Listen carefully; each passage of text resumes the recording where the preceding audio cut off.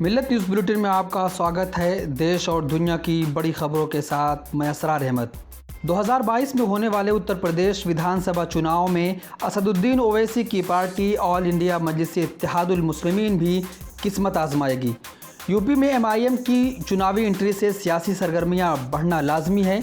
इस बीच असदुद्दीन ओवैसी ने शुक्रवार को कहा कि उनकी पार्टी मजलिस चुनाव लड़ेगी और देश के हर कोने में लड़ेगी।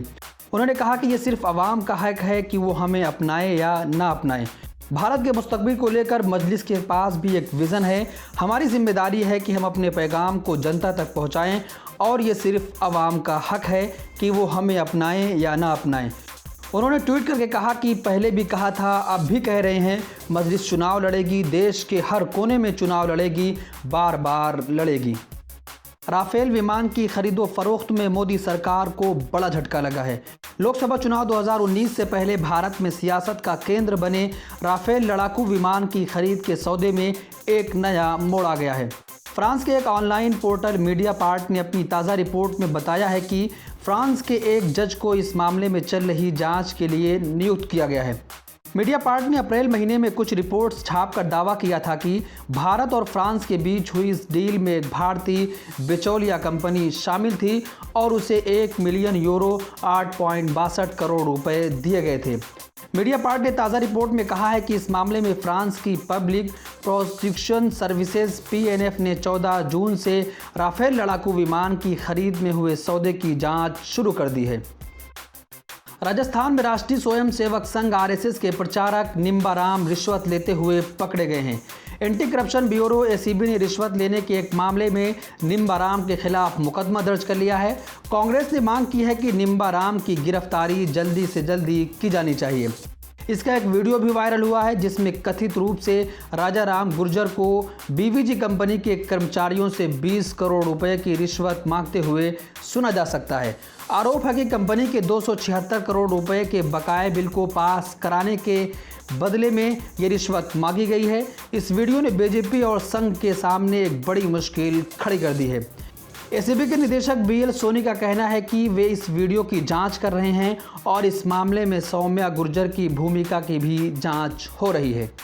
UAPA के तहत जेल में बंद आसाम के विधायक और सामाजिक कार्यकर्ता अखिल गोगोई ने राज्य में जेल से बाहर आते ही नागरिकता संशोधन कानून के खिलाफ फिर से आंदोलन शुरू करने की बात कही है। इसके साथ ही उन्होंने गृह मंत्री अमित शाह पर टिप्पणी करते हुए कहा है कि गृह मंत्री अमित शाह को अपने पद से इस्तीफा दे देना चाहिए। अखिल गोगोई जेल से बाहर आने के बाद मीडिया से बात करते हुए इस बात का अफसोस किया कि मेरे जेल जाने के बाद और लोगों ने इस आंदोलन को आगे नहीं बढ़ाया। उन्होंने ऐलान किया है कि अब मैं बाहर आ गया हूं और फिर से ये आंदोलन शुरू करूंगा।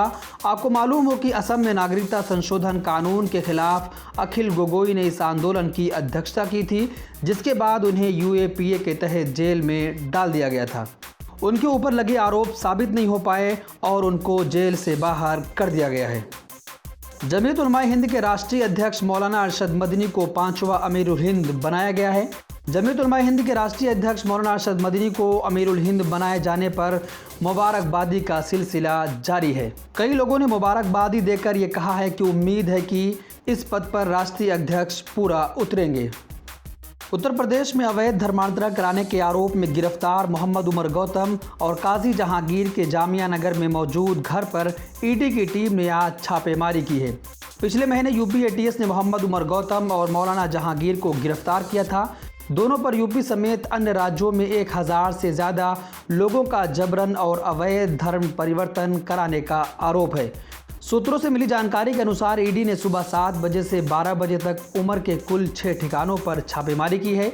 इनमें 3 दिल्ली और 3 UP में हैं। आरोप है कि इसके बदले में इन दोनों के पास पाकिस्तान के साथ साथ तुर्की और अरब के दूसरे इस्लामिक संगठनों से पैसा पहुंचता था। बॉलीवुड के सुपरस्टार और मिस्टर परफेक्शनिस्ट के नाम से मशहूर आमिर खान और किरण राव ने शादी के 15 साल बाद अपने रिश्ते को ख़त्म करने का फैसला किया है। दंपति ने एक संयुक्त बयान जारी कर घोषणा की है कि वे अलग हो रहे हैं और वे अब पति और पत्नी के बजाय अलग रहेंगे। इस खबर ने आमिर खान के फैंस को झकझोर कर रख दिया है।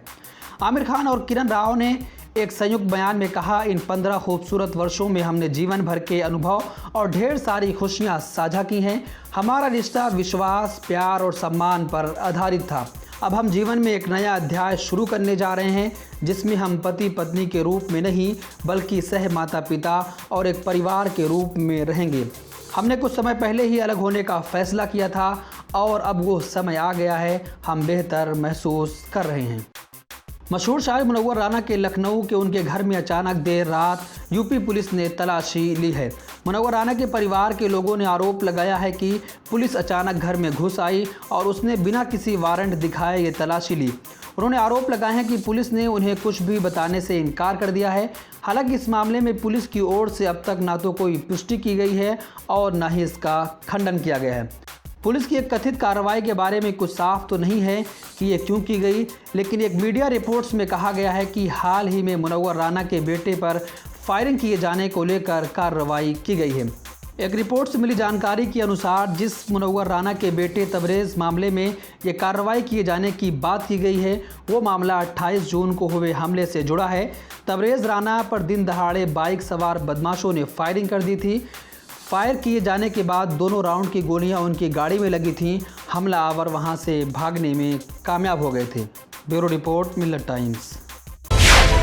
मिल्लत टाइम्स को आपकी ज़रूरत है।